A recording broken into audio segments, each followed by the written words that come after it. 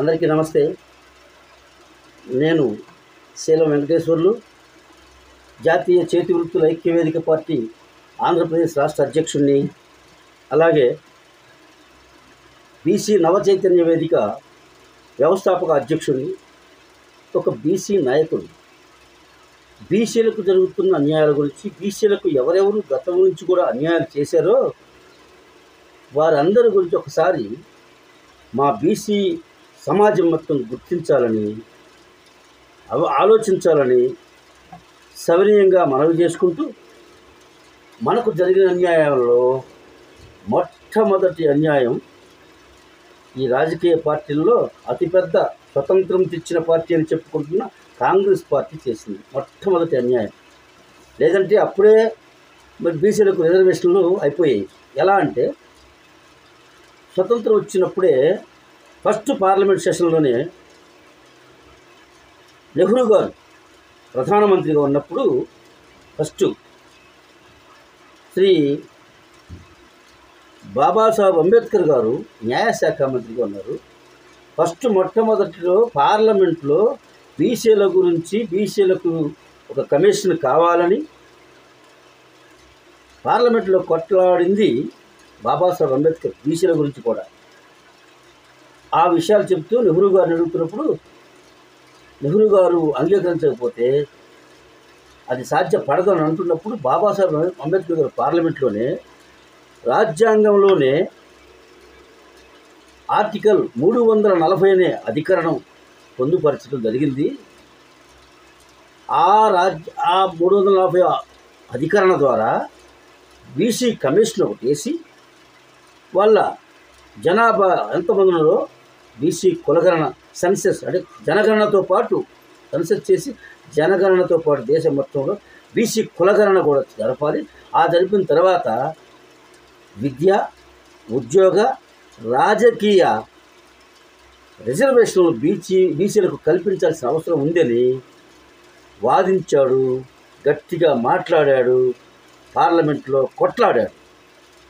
అయితే కాంగ్రెస్ ప్రభుత్వం అప్పటి నెహ్రూ గారు అంగీకరించాల. ఆ ఆవేదనతోనే, ఆ కారణంగానే అంబేద్కర్ గారు న్యాయశాఖ మంత్రిగా రాజీనామా చేశాడు. అప్పట్లో కాంగ్రెస్ మొట్టమొదట బీసీలకు అన్యాయం చేసింది కాంగ్రెస్ పార్టీ. రెండవసారి ఆ తరువాత స్వతంత్రం వచ్చిన తర్వాత దాదాపు 70వ దశకం తర్వాత 70-80 మధ్యలో 70వ దశకంలో అప్పుడు బీపీ మండల్ గారి కమిషన్ వేయాలని బీపీ సింగ్ గారి గవర్నమెంట్లో మండల కమిషన్ వేస్తే బీసీల లెక్క తేల్చడం కోసం, వారికి రిజర్వేషన్లు కల్పించడం కోసం బీపీ మండల్ కమిషన్ వేస్తే ప్రధానమంత్రి అప్పుడు బీపీ సింగ్ గారు ఆ బీపీ మండల కమిషన్కి వ్యతిరేకంగా కమండలం ఉద్యమాన్ని స్టార్ట్ చేసింది బీజేపీ. ఎవరప్పుడు? బీజేపీ అతి గొప్ప నాయకుడు, బీజేపీ రథసారథి ఎల్కే అద్వానీ గారు. మండల కమిషను బీసీలకు న్యాయం చేయాలని కమిషన్ వేసి బీపీ మండలిని పెట్టి దానికి వేస్తే దానికి వ్యతిరేక ఉద్యమం కమండలం ఉద్యమాన్ని తెచ్చింది బీజేపీ. అంటే బీజేపీ కూడా ద్రోహి బీసీలకి, బీజేపీ కూడా బీసీలకు అన్యాయం చేసింది అప్పుడు. ఆ తర్వాత ఎన్టీఆర్ గారు రాజకీయాలు అలగడం చేసిన తర్వాత 83లో బీసీలని, ఎస్సీలని, బీసీలని, లేకపోతే ఓసీలని చూడకుండా ఆయన ఒక్కడ మాత్రమే రాజకీయాల్లో నేను గమనించినంతలో కులాల ప్రాతిపదికన కాకుండా బీసీలున్నా ఎవరున్నా ముందు వాళ్ళలో బీసీ నాయకత్వాన్ని కూడా పైకి తీసుకురావాలని అప్పట్లో రాజకీయం అంటే కూడా ఇప్పుడు తెలియని అనేక మంది బీసీలకు, ఎస్సీలకు సీట్లు ఇచ్చి గెలిపించి రాజకీయంగా కాస్తో కూస్తో బీసీలకు ప్రాధాన్యతనిచ్చింది ఎన్టీ రామారావు గారు.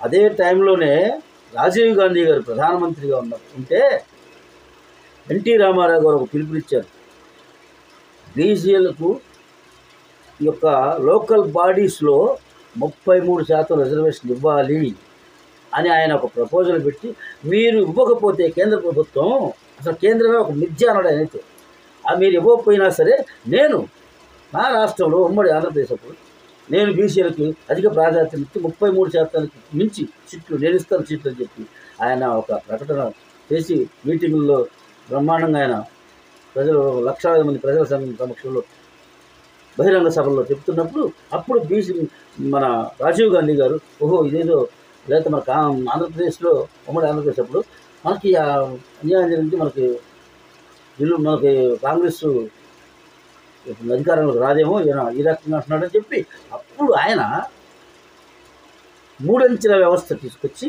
లోకల్ బాడీలో రిజర్వేషన్లు బీసీలకు 33% రిజర్వేషన్ కల్పించడం జరిగింది. అది కూడా ఎన్టీ రామారావు గారు గట్టిగా మాట్లాడటం కానివ్వండి, లేదా రాజీవ్ గాంధీ గారికి కూడా వాళ్ళకి రాజకీయ పార్టీ కాబట్టి బీసీల ఓట్లు కావాలి కాబట్టి చేశారు. అది కూడా 73, 74 రాజ్యాంగ సవరణ ద్వారా 3 అంచెల వ్యవస్థ లోకల్ బాడీ ఎన్నికల్లో 33% రిజర్వేషన్ తోటి చట్టసభలో బీసీలకు వచ్చింది. మళ్ళీ 72వ అధికరణ ద్వారా బీసీ యొక్క పంచాయతీల మొత్తానికి కూడా కొన్ని అధికారాలు కూడా ఇచ్చారు ఆర్టికల్ 72వ అధికరణ ద్వారా. కానీ అవన్నీ ఇప్పుడు అమలు కావట్లేదు. అది చాలా పెద్ద చరిత్ర. పంచాయతీరాజ్ వ్యవస్థలో అసలు పూర్తిగా సర్వనాశనం చేసి ప్రభుత్వాలే, కేంద్ర రాష్ట్ర ప్రభుత్వాలే తీసుకొని ఆఖరికి ఆర్థిక నిధులు వచ్చే 15వ ఆర్థిక సంఘం, లేకపోతే 14వ ఆర్థిక సంఘం, 15వ ఆర్థిక సంఘం, 16వ ఆర్థిక సంఘం, ఈ మొత్తం నిధులన్నీ గత ప్రభుత్వం అండి, అంతకుముందు ప్రభుత్వం అండి, ఏ ప్రభుత్వం ఇది లేదు అది లేదు, అన్ని ప్రభుత్వాలు కూడా ఈ పంచాయతీలకు ఉన్న హక్కులను లాగేసుకొని కేంద్ర ప్రభుత్వం ఇచ్చే నిధులతో పాటు రాష్ట్రంలో వచ్చే నిధులు మొత్తం వాళ్ళే ఆక్రమించుకొని పూర్తిగా పంచాయతీలు నిర్వీర్యం చేశారు. ఇది ఒకటైతే రెండోది బీసీ కూడా. మూడో అన్యాయం ఎప్పుడు జరిగింది? మన కళ్ళ ముందు ఇటీవలే గత ప్రభుత్వంలో ఎలా జరిగిందో మీ అందరికీ తెలుసు. జగన్మోహన్ రెడ్డి గారు ముఖ్యమంత్రిగా భారీ మెజార్టీతో 150 సీట్లు అధికారంలోకి వచ్చాడు. మేమంతా కూడా బీసీ నాయకులు కూడా మనకు చాలా యువకుడు బ్రహ్మాండంగా పాలిస్తారు, మంచి నాయకత్వం వచ్చింది రాష్ట్రానికని చాలామంది సంతోషపడ్డాం పార్టీలకు అతీతంగా. అయితే మళ్ళీ తర్వాత జగన్మోహన్ రెడ్డి గారు బీసీలకు అది చేస్తాను ఇది చేస్తాను, బీసీలు ఎన్నమ్మకలు కాదు ఏం కాదు, బీసీలు అంటే బ్యాక్ బోన్ అని గొప్పగా ప్రకటించాడు. ఆ ప్రకారం కూడా కొంత మొదటి రోజుల్లో ఓహో పర్లేదు ఏదో బీసీలకు అది ఈ యొక్క పథకాలను ప్రకటిస్తున్నాడు, ఈ కులానికి కదన్నాడు, ఈ కులానికి కదన్నాడు, ఆ కులానికి కదన్నాడు, మక్కువ వేసేవాడికి 24,000, ఆటో వేరేవాడికి 10,000, రకరకాల పథకాలు పెట్టాడు. ఎన్ని చేసి అంతా బాగానే ఉంది. కానీ వీళ్ళంతా కూడా బీసీలే కదా. ఈ బీసీలకు మరి నెక్స్ట్ పంచాయతీ వచ్చింది సంవత్సరం తర్వాత లోపల అనుకో, సంవత్సరంలోనే. అప్పుడు పంచాయతీ ఎన్నికల్లో కోర్టులో కేసు ఉంది. ఆ కేసు ఉన్నప్పుడు వాదించాలా,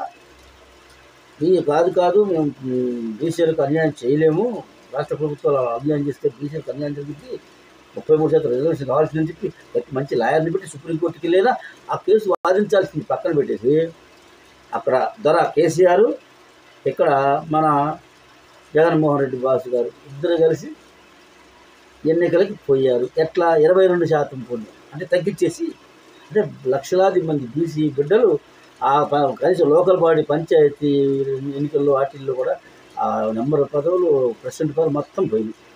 లక్షలాది పదవులు, వేలాది పదవులు, అంటే సగం దాదాపుగా 3వ వంతు తగ్గిపోయినాయి కదా రిజర్వేషన్లు. మొత్తం వచ్చి డబ్బులు ఉన్న వాళ్ళు అక్కడ కులాలు వాళ్ళే ఆక్రమించుకున్నారు. రిజర్వేషన్ లేదు అంతే కదా. ఇప్పుడు జరుగుతుంది కూడా చట్టసభలో ఎమ్మెల్యేలు లేకపోతే ఎంపీలు ఈ చట్టసభలో అసలు బీసీలకు రిజర్వేషన్ లేకపోవటానే కదా ఇంతవరకు కూడా బీసీలకు ఎంత అన్యాయం జరుగుతుంది.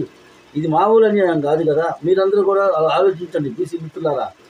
ఈ రాష్ట్రంలో కావచ్చు, దేశంలో కావచ్చు, బీసీలకు ఎంత అన్యాయం జరుగుతుంటే ఏదో పుండు మీద మళ్ళీ కారప్పొడి చల్లినట్టు 2019 2సార్లు ప్రధానమంత్రిగా ఆయన, రెండోసారి ప్రధానమంత్రి అయిన తర్వాత మూడోసారి ఎన్నికలకు పోవాల్సి వస్తుంది మళ్ళీ 24లోనేమని చెప్పి ముందుగానే అగ్రవర్ణాలలో ఉన్న పేదలు అని చెప్పి అగ్రవర్ణాల్లో పేదలకు 10% రిజర్వేషన్. అసలు 60%, 65% ఉన్న బీసీలకేమో లేదు, చట్టసభలో లేవు, ఉద్యోగంలో లేవు, విద్యలో లేవు, ఎందులో లేవు. వాళ్ళని తీసుకొచ్చి 10% ఇచ్చేసరికి ఇప్పుడు ఏమైంది? అది ఎంత అన్యాయం జరుగుతుందో లోతుగా అధ్యయనం చేస్తే కానీ అర్థం కాల. ఆ 10% వాళ్ళే కొన్ని పేదవాళ్ళకి ఇస్తున్నారు కదా అని మా పోటోళ్ళు చాలామంది మేధావులు కూడా ఏం మాట్లాడాలి అప్పట్లో. ఇప్పుడు అన్యాయం ఎలా జరుగుతుందో, ఒక విద్యార్థి చదువుకున్న విద్యార్థి తనకు 73 సీట్లు 73% 100కి 73 మార్కులు రావాలి, లేదా 72 వస్తే మళ్ళీ ఉద్యోగం రాదు, 73 రావాలి. అప్పుడే బీసీ బిడ్డకు ఉద్యోగం వచ్చింది. ఉదాహరణ అదే ఈ అగ్రవర్ణాలలో ఉన్న పేదలని చెప్పి ఈ ఈడబ్ల్యూఎస్ అనే రిజర్వేషన్లు ఇచ్చారు కదా 10%. దానివల్ల ఇప్పుడు ఈ ఓసీ కావచ్చు, కులాలు ఉన్నాయి కదా, కులాల పేర్లు ఎత్తడం అనవసరం. కానీ ఈ ఓసీ బిడ్డకి 66 మార్కులు వస్తే ఆ బీసీకి రావాల్సిన ఉద్యోగం నేను తొలగిపోతుంది. గత 5-6 10 ఏళ్ళు 2019 జరిగింది అనుకుంటున్నది ఈడబ్ల్యూఎస్ రిజర్వేషను. అప్పటి నుంచి జరుగుతుంది బీసీ బిడ్డలకు ఇంకా ఎక్కువ అన్యాయం జరుగుతుంది. ఉద్యోగ అవకాశాలు అసలు ఇంకా రాజకీయ వ్యవస్థలు అసలు లేవు రిజర్వేషన్లు. ఇప్పుడు బీసీ సోదరులారా మీరు ఆలోచించండి, ఏం చేయాలి మనం. ఇప్పుడు తెలంగాణలో గత 2 నెలలుగా జరుగుతున్న ఆ తంతు చూస్తుంటే పుండు ఒకచాటు ఉంటే కారం మందు ఒకచాటు పోస్తున్నారు. అసలు చట్టసభల్లో బీసీలకు రిజర్వేషన్లు ఏ రకంగా రావాలి? అనేక కోట్లు ఉన్నాయి, కానీ రాజ్యాంగంలో ఎక్కడ బీసీలకు రిజర్వేషన్లు కల్పించవద్దు అని లేవు, ఇంతవరకే ఉండాలి అని లేవు. కానీ ఇందిరా సహాని కేసులో సుప్రీంకోర్టు ఆచరించిన కేసులో బీసీలకు రిజర్వేషన్ల విషయంలో వాళ్ళు ఏం చెప్పారంటే 9 మంది జడ్జీలు 2 జడ్జీలు మాత్రమే ఇది ప్రతిసారి ఇలాగే దేశమంతా విస్తరించి గొడవలు జరుగుతుంది. కాబట్టి అసలు ఇప్పుడు ఒక 50% వరకు ఆపితే ఇక రిజర్వేషన్లు కల్పించకూడదు, ఏ కులానికి కూడా, ఒక బీసీలకు కాదు ఎవరికి కల్పించకూడదు. ఆ 50% కట్టి పట్టణం ఉండాలి, ఎస్సీ ఎస్టీలు కొన్ని రిజర్వేషన్లతో పాటు మిగతాయి అంతవరకే ఉండాలి అని వాళ్ళ అభిప్రాయం, 2 జడ్జిల అభిప్రాయం. అది తీర్పు కాదు, కానీ అది అడ్డం ఉందని చెప్పి మోసం చేస్తూ గత ఈ మధ్య 20 ఏళ్ళుగా అదే మాట మాట్లాడుతూ వచ్చారు అన్ని అధికారంలో ఏ పార్టీ అన్నా కానీ. కానీ మరి ఈడబ్ల్యూఎస్ రిజర్వేషన్లు ఎలా కల్పించారు? 50% మించకూడదు కదా, అది కట్ ఆఫ్ డేట్ కదా. మరి ఎందుకు బీజేపీ కేంద్ర ప్రభుత్వం నరేంద్ర మోడీ గారు ఎలా కల్పించారు? ఎలా అంటే ఆర్టికల్ 130 రాజ్యాంగ సవరణ చేసి, ఆ సవరణ ద్వారా అగ్రవర్ణాలలో ఉన్న పేదలోని పేరు చెప్పి ఈడబ్ల్యూఎస్ రిజర్వేషన్లు 10%, 15% కూడా లేని ఈ దేశంలో అగ్రవర్ణాలు 15% కూడా ఉన్నారు. కొన్ని చోట్ల 10%, కొన్ని దక్షిణ రాష్ట్రాల్లో 3 నుంచి 4 నుంచి 5% ఉన్నారు. వాళ్ళకి 10% రిజర్వేషన్ కల్పించారు మోడీ గారు. మరి బీసీలు తప్పు ఏం అన్యాయం చేశారు? బీసీలకి ఎందుకని మీరు రిజర్వేషన్ కల్పించారు? 65 నుంచి 65% ఈ దేశం మొత్తంలో, ఈ కొన్ని రాష్ట్రాల్లో 70% కూడా ఉన్నారు బీసీలు, కొన్ని రాష్ట్రాల్లో 80% ఉన్నారు. మరి వీళ్ళకి ఎందుకు రిజర్వేషన్లు కల్పించరు? అదే రాజ్యాంగ సవరణ ద్వారా కల్పించవచ్చు కదా. అప్పుడు రాజ్యాంగ సవరణ చేసి మీరు బీసీలకి ఓసీలో ఉన్న పేదవాళ్ళు కల్పిస్తున్నప్పుడు ఏ కోర్టులు అడ్డుకు పెట్టలేదు, ఎవరు కోర్టులకు వెళ్ళలేదు. మా బీసీలు కూడా అందరూ ఆహ్వానించాం పేదలకు కదా అని. కానీ తర్వాత ఎక్కువ అన్యాయం జరుగుతుంది. అది ఓకే. అసలు మరి బీసీలకు ఎందుకు కల్పించరు అనేది మా ఫండమెంటల్ క్వశ్చన్. అదే తరహాలో కేంద్ర ప్రభుత్వం బీసీలకి రిజర్వేషన్లు కల్పించవచ్చు కదా.